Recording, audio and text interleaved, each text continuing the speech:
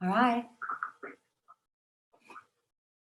Hello, everybody. Welcome.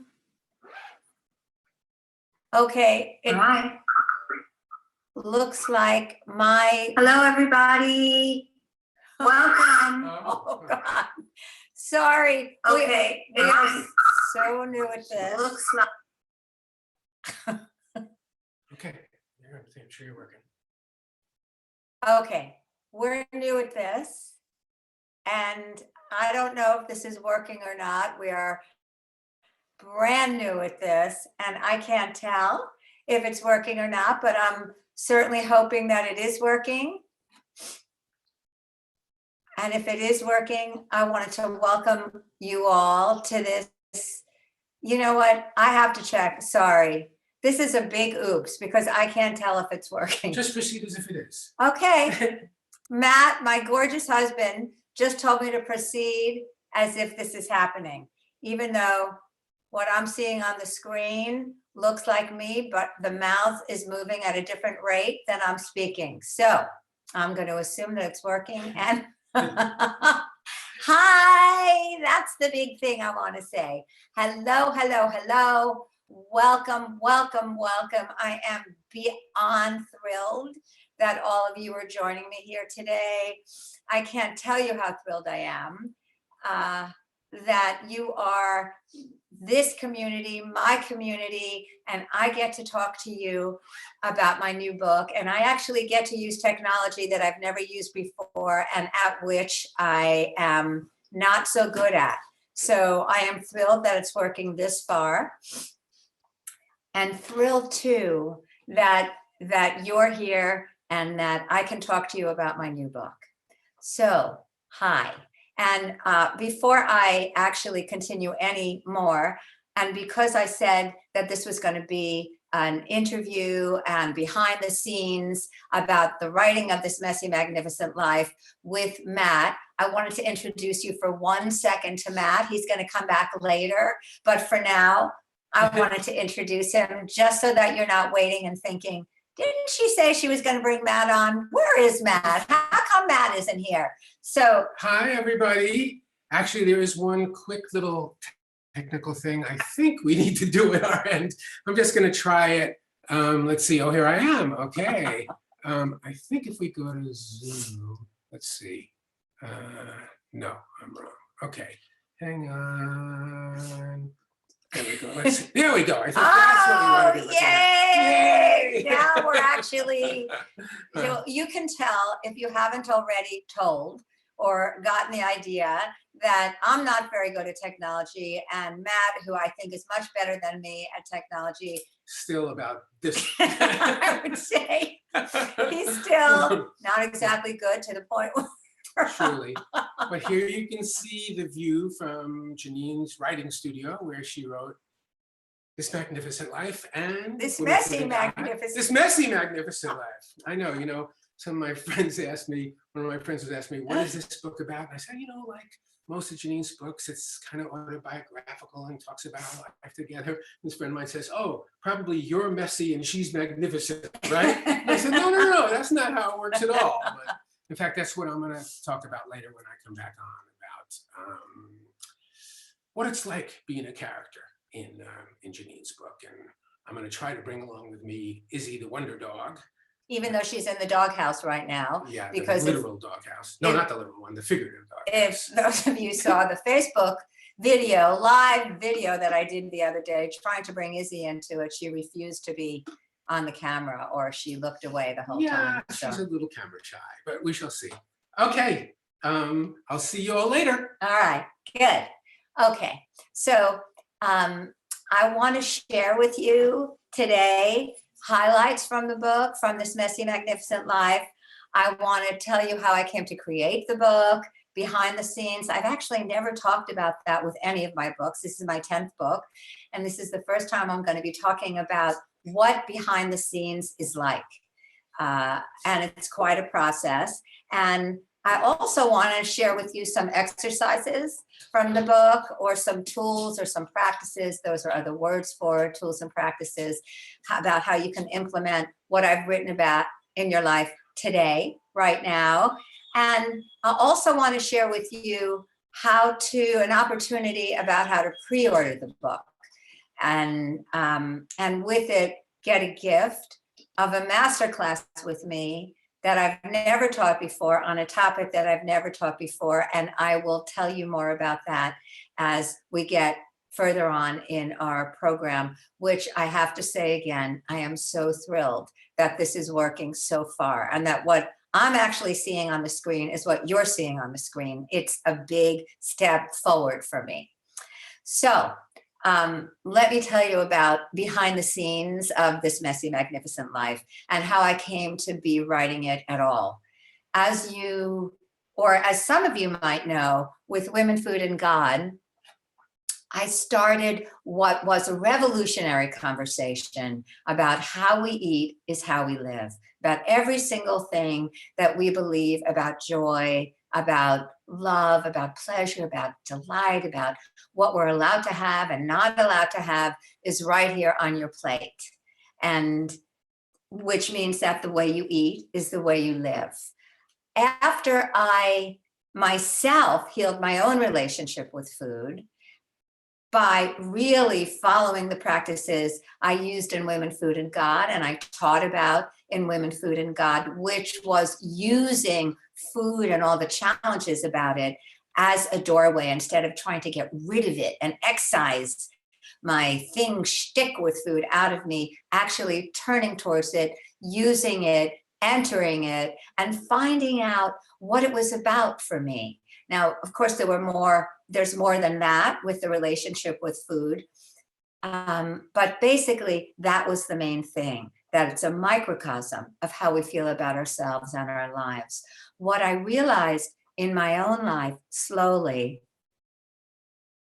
and it was over a period of years, it wasn't just after Women, Food, and God, but as the years went on, and it's been 8 years since Women, Food, and God came out, I started realizing in myself, though I had healed my relationship with food so that food is no longer a problem for me at all. And believe me, that in itself is a miracle, since I thought I would be forever struggling. I realized that there were parts of myself, in fact, there was almost a nub of myself, I would say, a secret heart of myself that felt and was convinced she was damaged and doomed, and that something got missing in the DNA department. When DNA was given out, my DNA wasn't quite complete because I was convinced that this would always be true, no matter what I said, no matter what I had. And I never pretended that it wasn't true, but there was something about me that I felt was irreparable. That's how I would say it, irreparable.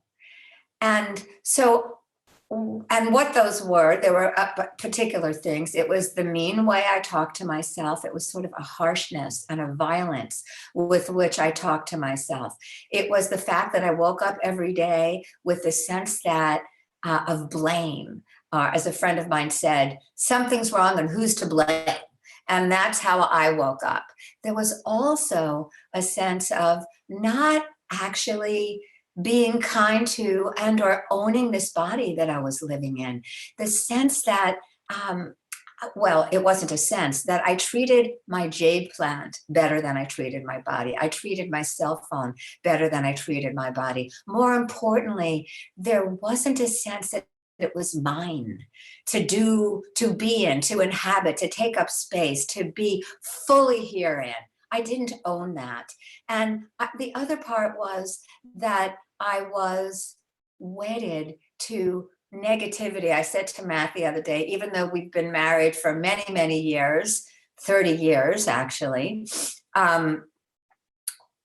I've really secretly, up until now, or up until recently, been wedded to negativity, that I saw what was wrong instead of what was right, what I couldn't have instead of what I could have. And all that together gave me the feeling of being damaged and doomed. And so I decided with this book, with the question, actually, every book I've written starts always with a question: is it possible for me to feel differently in my own skin, to wake up loving, or at least liking very much, who I am as me. What's it like to be me? And what it was like to be me on a regular basis before entering into the processes that I write about in this Messy, Magnificent Life was there was always, as I said, that secret sense that something was wrong. And no matter what I did, I couldn't fix it. So I started writing this book by using that question. Is it possible? Now, when I started writing the book, I wasn't sure it was because it never had been. I'd thought that healing my relationship with food was actually going to extend to every other area of my life, and it extended to many, but not this. Despite my many years of therapy, some of it fabulous therapy, despite my many years of meditation practice, I still considered myself a mindfulness failure, and I still felt desperate about these parts of myself. And so I wanted to see if it was possible if I used the very same methods, practices, tools, journey, process, whatever you want to call it, that I used to heal my relationship with food. Was it possible to do that in terms of my relationship with myself? That was the question. And what those were turning towards myself instead of looking desperately and frantically at who was going to save me next, who was going to fix me next, and waiting to be saved, waiting to be fixed. What if I stopped waiting to be fixed? What if I assumed nothing was broken, but I started turning towards myself with what I call fierce kindness, with a different kind of relationship with what I considered wrong and damaged? Instead of trying to get rid of it, what if, as I once did with food, I turned towards it and I realized that what I needed was not so much to get rid of it. What I needed was to be in a different kind of relationship with it when it arose, because there was no fixing it really. When that part of me that always felt left out as a child came up again, it felt exactly the same way. So this time it was, how could I be in relationship with it? How could I treat it kindly? How could I treat my feelings the way any feeling wants to be treated, with, oh, sweetheart, let me tell you, or tell you what's going on. And really all any part of us wants to do is relax. Even the freaked out, hurt parts, we want to be welcomed.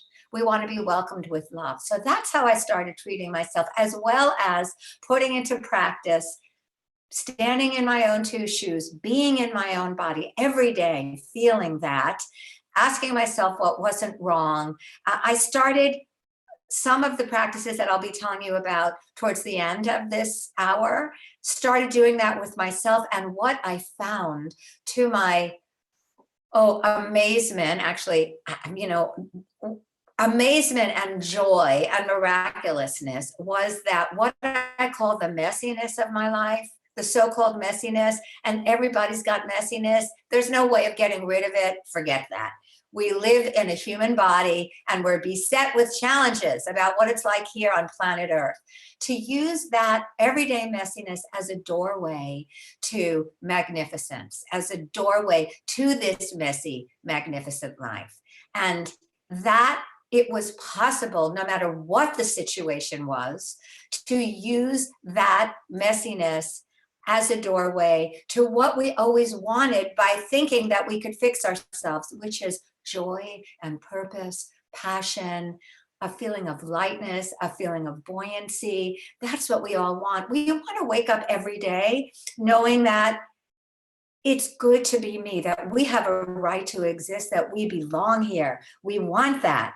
And so let me give you two stories about how that happened for me. The first story was one of the students in my retreat felt like she was waking up every day. She too was married to suffering, and it was a long litany of complaints about what was wrong that day. And so we gave her a practice to look at what was right, to list every single day 5 things that were good, that were right, that weren't wrong, and to share them with her small group, because in our retreats, we break up into small groups of 5, and work with one of our teachers once a month. And she shared that with her group. And she stopped allowing herself to tell stories about what was wrong. 2 things. Every day, 5 things. Stopped allowing herself to tell stories about what was wrong. And after a while, she found that she started looking for what was right in her life. And there's so much more right than what's wrong, except that we're attuned to what's wrong. And that there came to be a sense of lightness and buoyancy about her life that she's living with now. For myself, the biggest story about that, the biggest example of that, was when Matt and I lost every cent of our retirement savings in a Ponzi scandal with Bernie Madoff. And it was terrifying. 30 years gone, no way of getting it back. The terror and the shame and the doubt, it's sort of inexplicable. It's hard to describe how intense that was. I wasn't sure we could live in our house for another month, that we'd have the money to pay for the mortgage. I had very good friends who said to me, nothing of any value has been lost, Geneen, to which I said to them, now is not the time to be spiritual, because I felt like now is the time to be terrified. And yet what I did was realize that if I was going to make it through a day, a night, then I was going to have to start focusing on what I hadn't lost. I had to start focusing on what I still had, on really what I had always had. And even before we lost our money, I had been living with low-level anxiety and lack. Nothing was ever enough because I couldn't actually take in what was good. I couldn't receive it. And because it was a matter of urgency, and I often tell people, and my teachers have often said to me, I have a PhD in catastrophes. This was a catastrophe on the financial level. Because it was so urgent and catastrophic, I was pressed into, okay, I can either focus on this and live in terror, or I can start looking at what's right. And I wouldn't let myself go reeling off into terror. I started noticing what had always been there. Things as simple as the fact that I had arms and legs, I could breathe, I could see, I had my purple flower teacup, I still had tea, I still had chocolate, I still had love. And after a while, what started happening was that I felt happier than I had ever been in my entire life. Now, this was extraordinary, so extraordinary that my mother asked me if I was on drugs. And it was extraordinary because from that place, I realized, oh, I could write about this from the place of acceptance and joy. We think change only comes if we're harsh on ourselves, if we beat ourselves up. But the truth is that from that place of acceptance and joy, what happens is that we can see clearly. We can see objectively. We have more energy. We have more purpose. We have even more vision than we ever had. So I wrote a piece about that, and then I wrote a book about that. This is for everybody who thinks that if I accept myself, then it means I just never do anything. It's not true. When I turn towards myself, it means sitting in despair. That's not true. So those are the stories from my own life. And what this messy, magnificent life is about. Every single chapter starts with a story like that, either my own or somebody else's, mostly my own, because of course I know myself pretty well.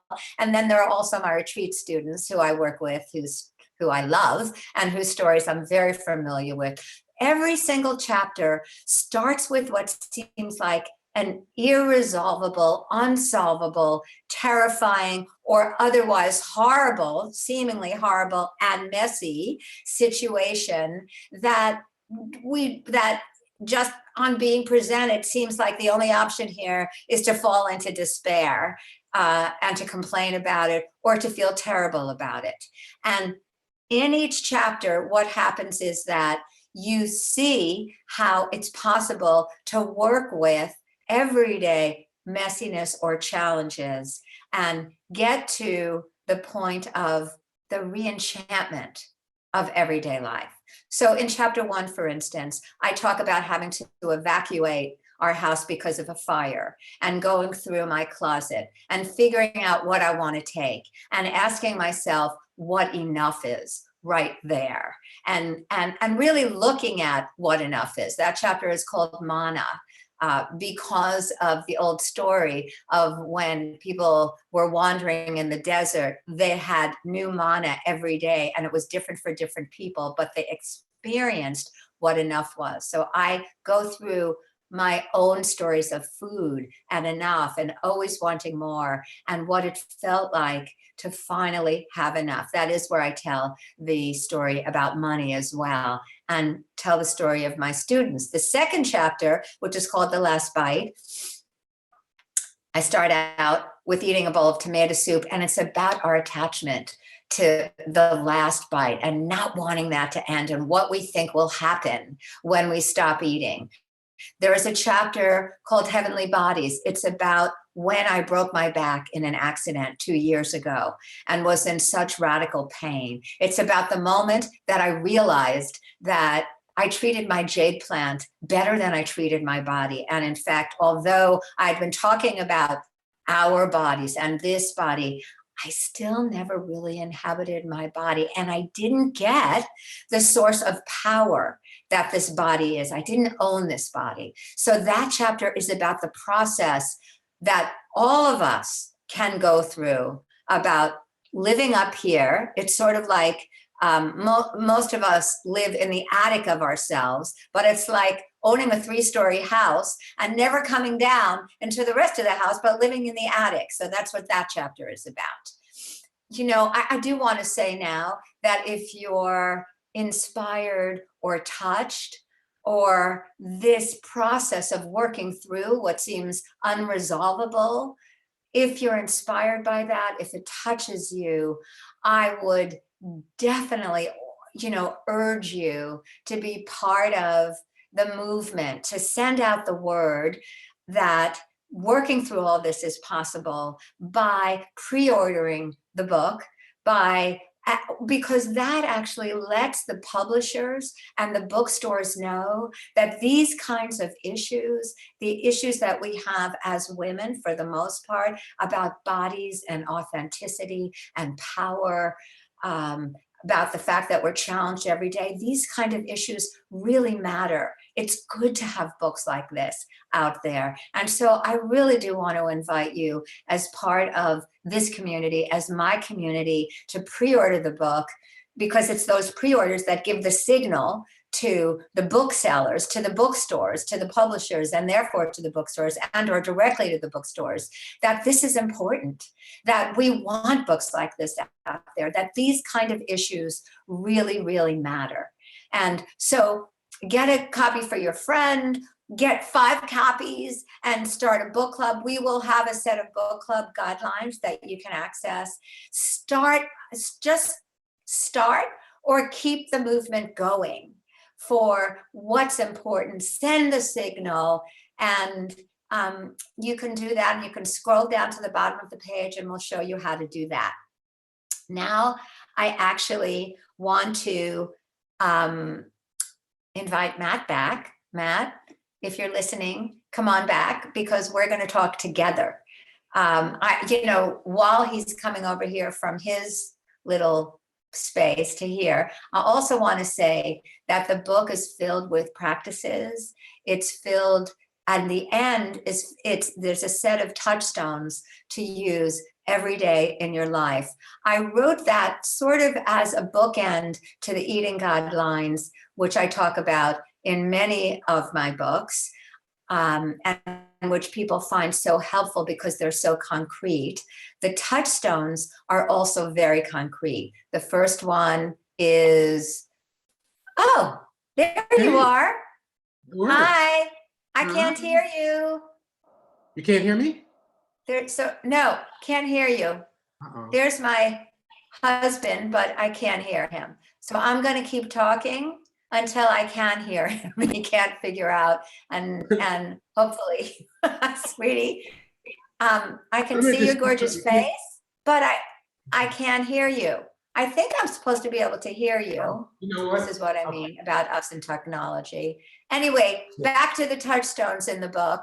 There are touchstones in the book that are very concrete, and the touchstones are about daily practices, what to do every day. The first one is standing in your own two shoes. And I know that sort of sounds a little like, what does that mean? That means showing up in your body. And while Matt is trying to get his set of instructions about turn on your volume button.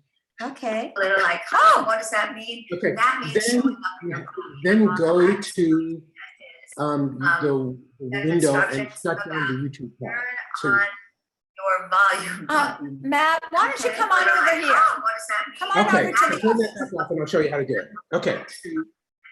The window and shut down the YouTube tab.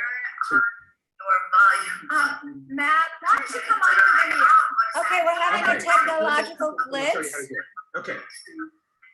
The window and shut down the YouTube tab.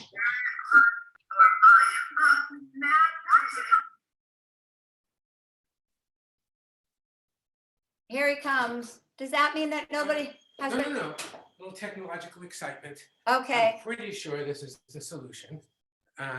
but now we can see your office, sweetie. That's all you can see? Yeah. Oh, that's weird. Okay, but let me go. Show me where's Safari. In the meantime, I'm going to be. Okay, good. I Okay. think we want to cut this off and go back to this. Sorry, everybody. You know, this is just, I would say it's embarrassing. No, it's just fun. See, this is what I mean. I'm with somebody who thinks everything is fun. Then there's me, who's an expert at turning. I'm not quite sure why. Okay, so you see this little thing here? We're going to experiment with that when I get back to my office. You might click on that. Why don't you just stay here? You Well, know, but see, my office is still in there. It's harder. I'm going to go back to the office and slip into this spot here.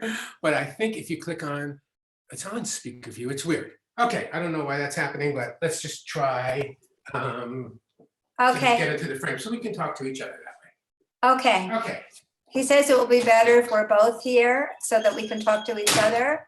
I thought we could talk to each other this way, but you know, sometimes when you're with somebody, you go back and forth and, you know, you do whatever. It seems right. Whoever feels stronger about it. So back to what I was saying was about the touchstones and about standing in your own two shoes, about disengaging, and this is a really important part, disengaging from what I call the crazy ant in the attic. Disengaging from what I call the crazy ant in the attic. That harsh voice, that's a very, very important part. Disengaging from the crazy ant in the attic because we're so merged with, you did it wrong, you're doing it wrong, and nothing you ever do is good enough. That's the crazy ant, or what I called in Women, Food, and God, the GPS from the Twilight Zone. That's a very important part of this. That's one of the touchstones. Matt, are you back? I don't know. Can you hear me? Can you hear me? Yeah. Okay, good. I think we're working. But here we both are for some reason. I think actually, why don't you try one more thing? That thing where I showed you to click, where it says speaker view, gallery view, click on it. And then when I talk, can you see me? I can see you now. Okay, good. So I think this is the view we want. Let's just do it like this because I don't trust myself to touch any more buttons because I can make the whole thing go, you know, like kaput. So you can see both of us side by side now, right? I can see both of us side by side, and I'd rather stay with that than then just. I'm going to do the same thing. Okay, we're ready. Yay! It's taken us a while, but here we are. Okay, sweetheart. So, you know, now it's your turn for a little while. What would you like to ask me? Well, one thing is when you kind of disappear into your office every morning and you're there for a long, long time every day, you're very disciplined about your writing. what exactly happens? What do you do? What's your process in writing the book? Yes, well, that's a good question because, everybody, not everybody, forget everybody.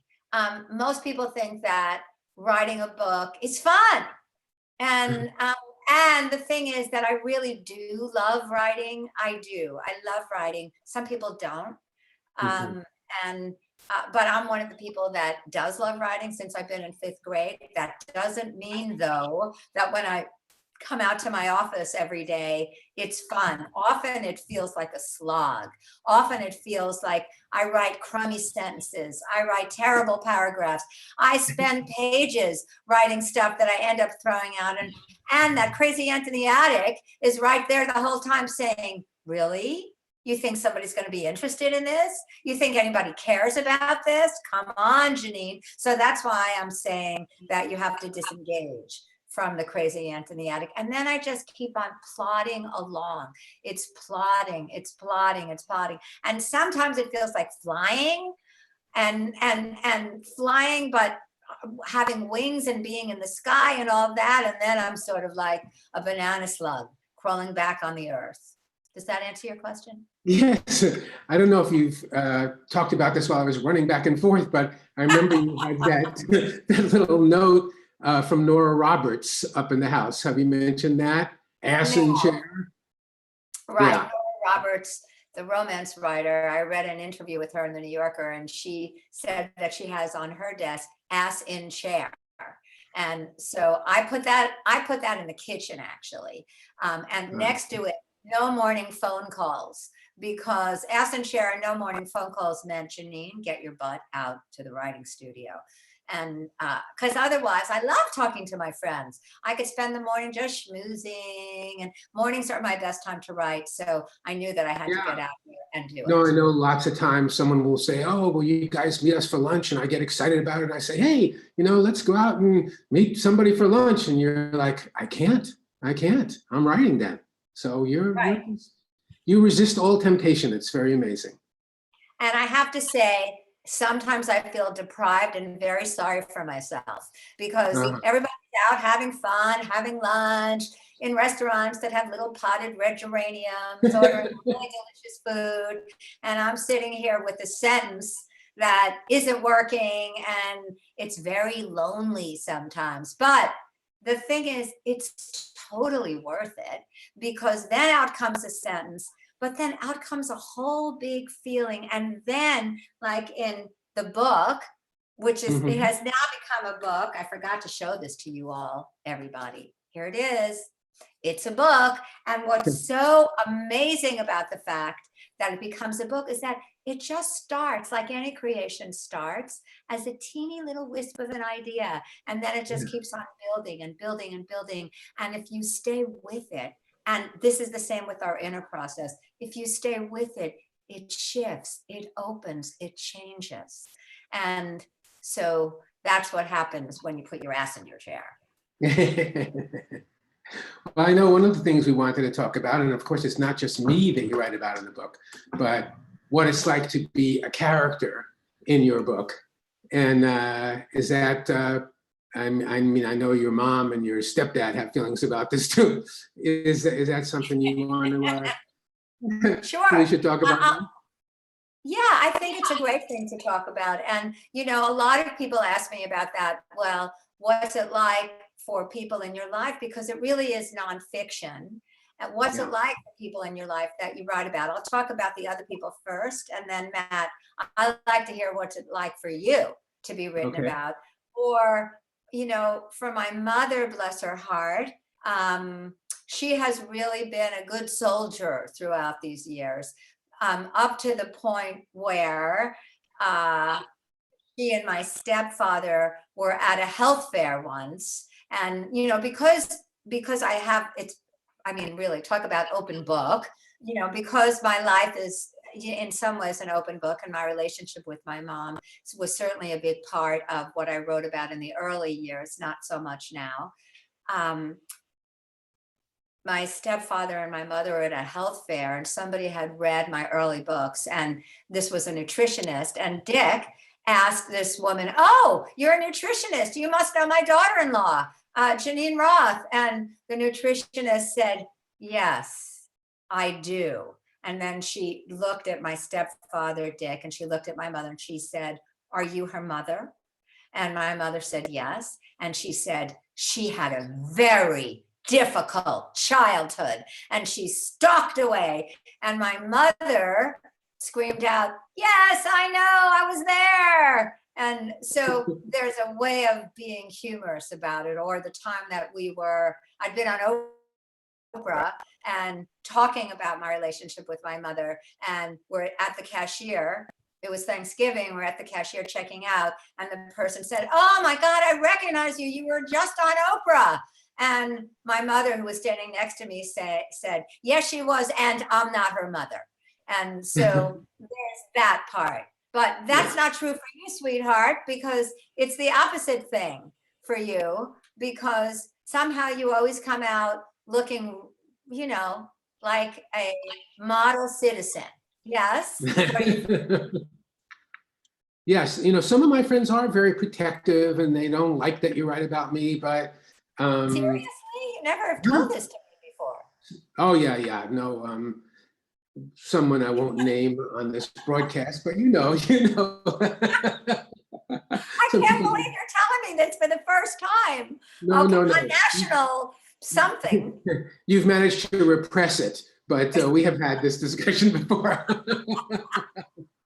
But there was one time when I did a program in Australia for the Young Presidents Organization, and I was on a plane with one of the members who, at that point, there were not a lot of women members, but this was one of the women in the organization.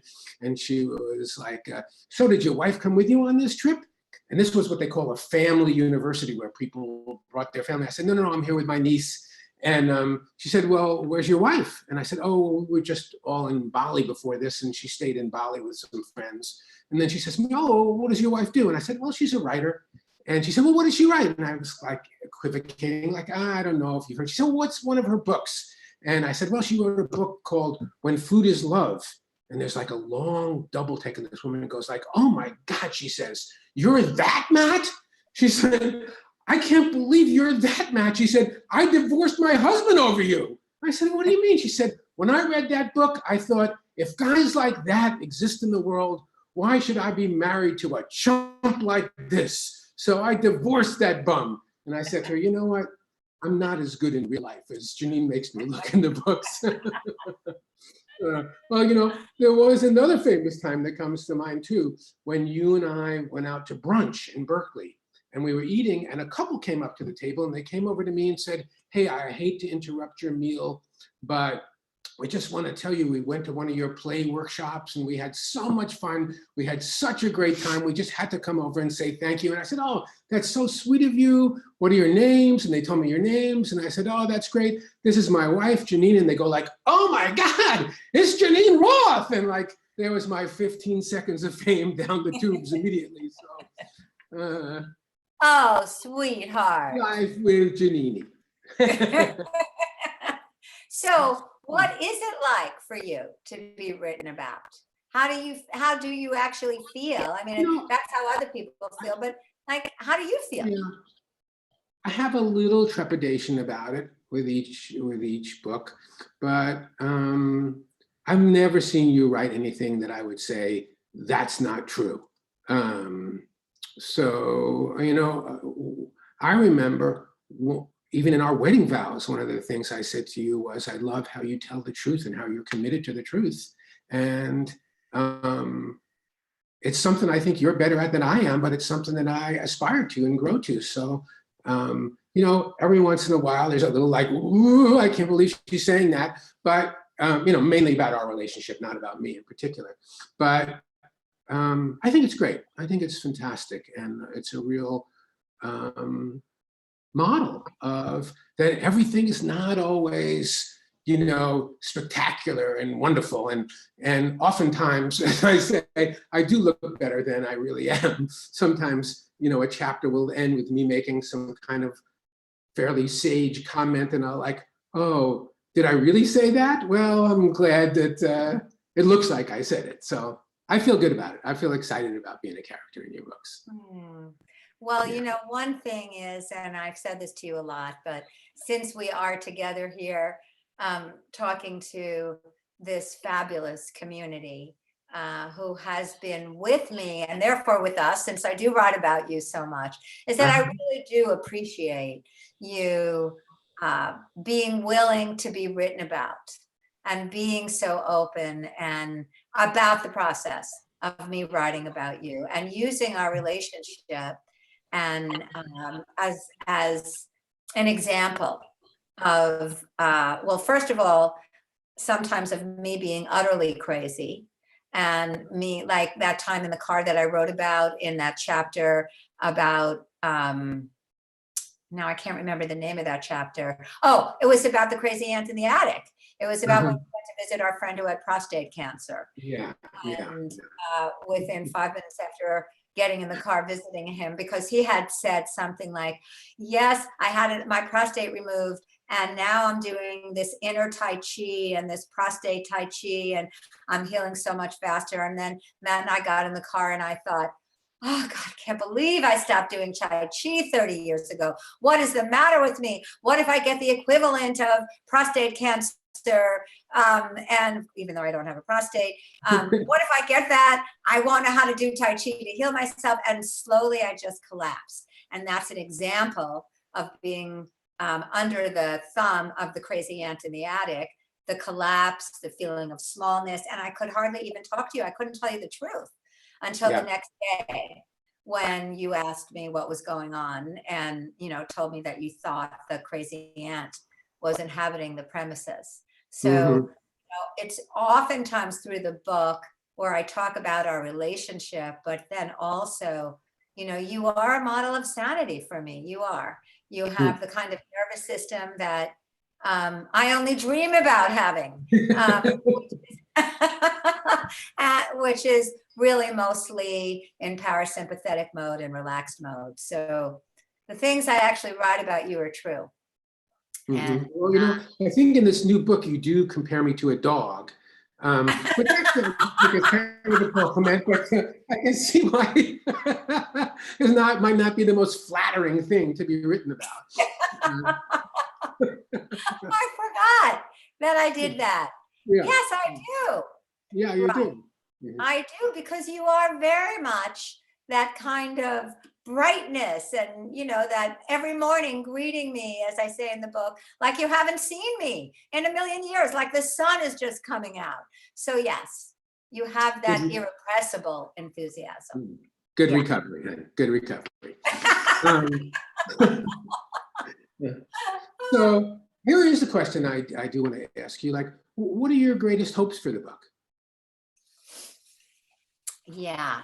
So my biggest hope for the book is that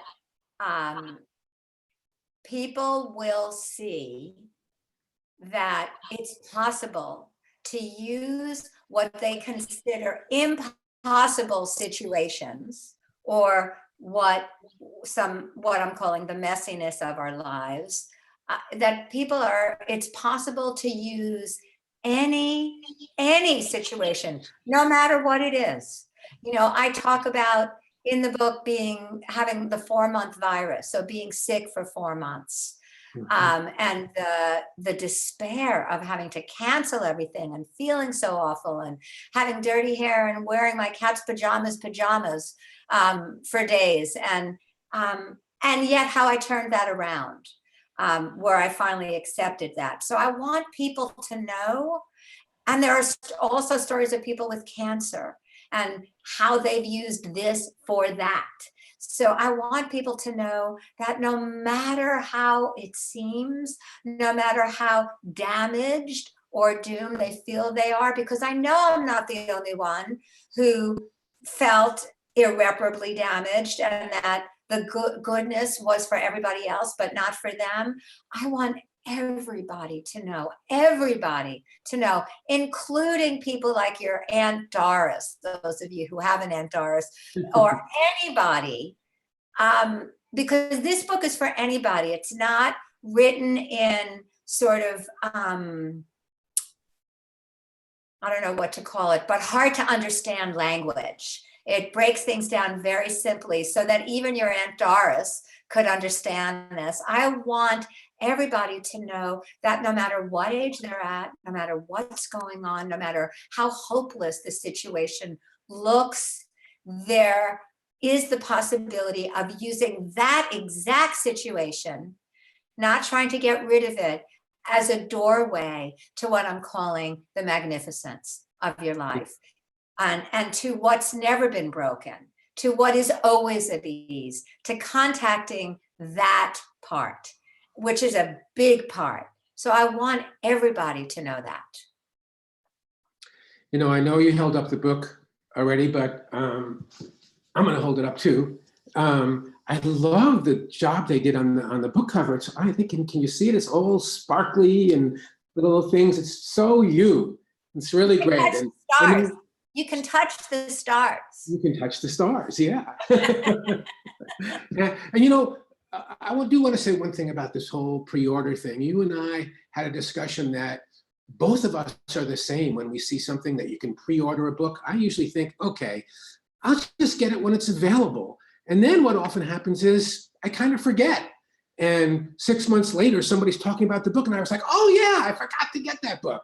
So, I mean, that's another reason to pre-order. It's just waiting for you when it comes. But another thing, you're going to do a very special bonus event for people who buy the book before the 10th of March. You haven't spoken about that yet on this, have you?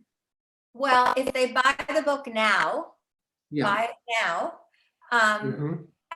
what happens is that, and we'll explain this to you in an email, they send the receipt to us, or a copy of the receipt, obviously, and with that, they will get the gift of the opportunity for being in a masterclass with me about releasing the strength, the power, the energy that many of us have tied up in our weight. I have often said to a group of women, imagine what would happen if you would take the energy that you spend on thinking about or criticizing or judging the size of your thighs, the size of your body, the amount of energy that we spend on this and on sort of objectifying this. What would happen if you released that? If you used that in service of not only yourself, because of course well, actually, I shouldn't say not only yourself, because it has to start there. It really does. It has to start with you understanding that you're worth your own time. If you start there with being worth your own time and you release the energy, and I've never talked about this because as somebody in our retreat group said to me, either last week or the week before, that the word power, when I say releasing the power tied up with the weight, that she associates power with the negative. She associates power over instead of power within, and the power to effect change. So in this masterclass, a 90-minute masterclass, I will be talking for the first time about what it takes and the process to release the power, the strength, the intelligence, the energy that we have tied up in the weight, releasing it for yourself so that is there for you to use and to affect the people around you, because Lord knows we need this now. We need women. I mean, of course, we need everybody, but for those of us who are still bound up in this weight shtick, I'll call it, challenge, we need that energy release because we need this energy in these troubled times. We need for you to speak up. We need for you to know your worth, your value, your intelligence, your unrepeatable essence. We need that. We need that because the world needs that. So you need you and the world needs you. And that's what the masterclass will be about. It will be about how to do that, how to use that energy. And also it will be about the fact that so many of us are unconsciously using our weight and using our bodies for positive reasons that we might not be aware of. So it's about naming those and actually revealing those. And in the seeing is the freeing. And then the many steps to releasing that energy so that it's no longer being tied up in the obsession with weight. So it's both about, naming the positive reasons and just having compassion and kindness for yourself and releasing that energy. Yes. Yeah. Oh, that's great. Well, I'm going to sign off in a moment, but I did want to mention one more broadcast event that you're going to be doing, and that's on March 6th in the evening, which is the official publication date. You're going to have another one of these calls with Anne Lamott, who wrote the introduction to the book and New York Times bestselling author, and also Elizabeth Lesser, who is the co-founder of the Omega Institute and a New York Times bestselling author in her own right. Both of them good friends of yours and big fans of the book, and hosted by Claire Zammit, who is the Feminine Power creator. So I think that's going to be a fabulous, fabulous evening. And I know everybody who is on this call is on your list to start receiving some emails about how to get ready for that one. And that's going to be the evening of March 6th. And we won't have technological problems because the fabulous Claire Zammit will be hosting this. And she knows a lot more about technology than we do. Well, we came close to the edge, but we didn't go over it on this one. So here we are. We made it happen. At 9:59, we were still trying to get the screen up. I didn't tell you that, everybody, before, but we had a little, but it was a little scary, but and here we are. And isn't it great? Okay. Well, I'm going to sign off and let you finish by yourself. Hi, there's Izzie. Izzie was. Oh, Izzie, yeah. Yes, come here, kiddo. Let's see if we can find Izzie. All right, come here. Come here. Come here. How could I have forgotten you? Wait, I can't even get this thing to her. Oh, there she is. All right. Oh, taking this. Come here, kiddo. Come here. Come here. Ooh. Oh, okay. Look at Izzie. Yes. Oh, good. All right. There she came over to say hi. She's out of the doghouse now. She let herself be part of, and there is a story in the book as well about Izzie. Yeah. About when we first got Izzie and about listening to the stories of our minds. Because when we first got Izzie, I wanted to return her. I just, didn't feel like I needed somebody a dog whose nervous system was like mine. And so in that chapter, which is called Zen Mind, Puppy Mind, I really do talk about how there's a difference between the story that we tell ourselves and the situation from which we tell stories. And so that's also part of what the book is about. And of course, that will be part of what the masterclass is about as well. Yeah, that's a fantastic chapter. That's one of my favorite chapters in the book. Yes. There's a lot of hilarity in the book too. So, say it again? Laugh out loud funniness. Yeah, that's a very funny chapter. Well, which is of course one of the reasons I like it. Yes. Yeah. Okay, sweetheart. Okay. See you later. Bye. See you later. Okay. So everybody, I want to thank you again for joining me here. Despite and because of all of our technological difficulties, as this is the first time I've ever done anything like this. I'm glad it was you who has been with me during these glitches. Glad it's been you who came, who showed up, who feels the longing to know what's true in your own life, to use the so-called messiness of your own life as a doorway, the very doorway to the magnificence of your life. Because what I know, what I absolutely know, is that each and every one of you is magnificent. I have never, ever met anybody, and I've met tens of thousands of people that I've worked with in my workshops and in my retreats, who isn't also magnificent. And so I want to encourage you and invite you once again to join the movement, to spread the word, to pre-order the book, to let the booksellers know that these are the kinds of topics that we care about. These are the kinds of topics that will help change ourselves. And through changing ourselves, we change the world.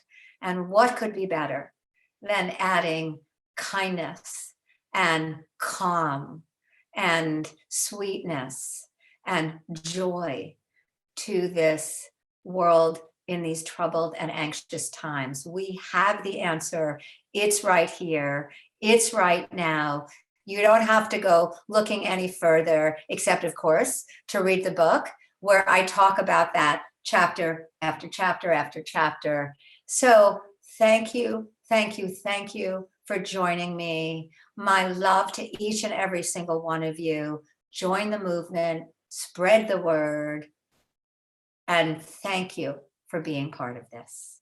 Okay, much love. Bye-bye.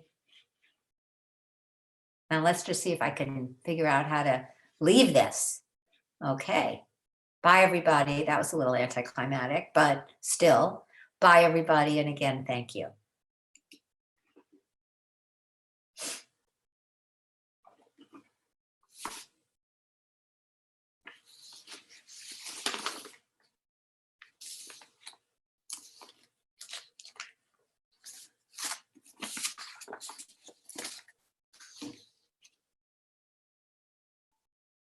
Okay, good enough.